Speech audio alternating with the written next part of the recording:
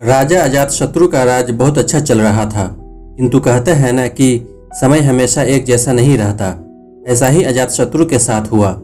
राजा कई मुश्किलों से घिर गए और उन मुश्किलों से बाहर नहीं निकल पा रहे थे। उन्होंने कई तरीके अपनाई लेकिन असफल रहे।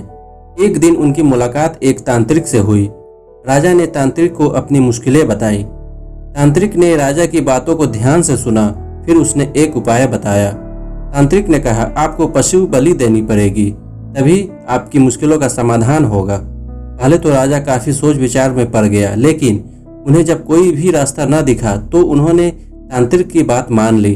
तांत्रिक के कहने पर एक बड़ा धार्मिक उत्सव किया गया। पशुओं को मैदान में बलि देने के लिए बांध दिया गया। संजोगवश उस समय महात्मा बुद्ध राजा के नगर में पहुंचे। वे उसी स्थान से गुजर रहे थे जहां पर राजा ने धार्मिक उत्सव कराया था। महात्मा बुद्ध ने जब देखा कि निर्दोष पशुओं की बलि दी जाने वाली है तो वे राजा के पास गए और बोले, राजन, आप इन निर्दोष पशुओं को क्यों मारने जा रहे हैं?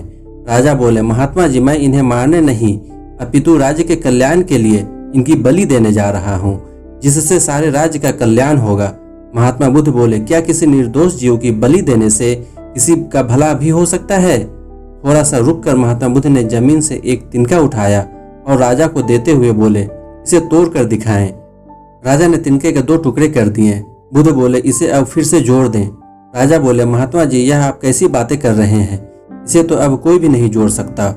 तब बुद्ध राजा को समझाते हुए बोले, राजन, जिस प्रकार इस तिनके के टूट जाने के बाद आप इसे नहीं जोड़ सकते, ठीक उसी प्रकार जब आप इन पशुओं की बलि देंगे तो यह निर्दोष जीव आपके कारण मृत्यु को प्राप्त होंगे और इन्हें आप दोबारा जिंदा नहीं कर सकते, बल्कि इनके मरने के बाद आपको जीव हत्या का दोष लगेगा और आपकी मुश्किलें कम होने के बजाय और भी कहीं अधिक बढ़ जाएगी, क्योंकि किसी भी निर्दोष जीव को मारकर कोई भी व्यक्ति खुशी नहीं प्राप्त कर सकता।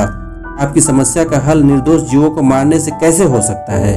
आप राजा हैं, आपको सोच विचार कर निर्णय लेना चाहिए। अगर आप सच में अपनी मुश्किलों का हल चाहते हैं तो दिमाग से काम लीजिए। मुश्किलें तो आती जाती रहती हैं, यही जिंदगी का सच है।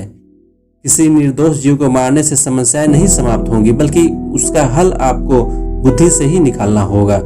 बुद्ध की बात सुनकर अजातशत्रु उनके चरणों में गिर पड़े और अपनी भूल की क्षमा मांगने लगे। अजातशत्रु ने ऐलान करा दिया कि अब से उनके राज्य में किसी निर्दोष जीव की हत्या नहीं की जाएगी।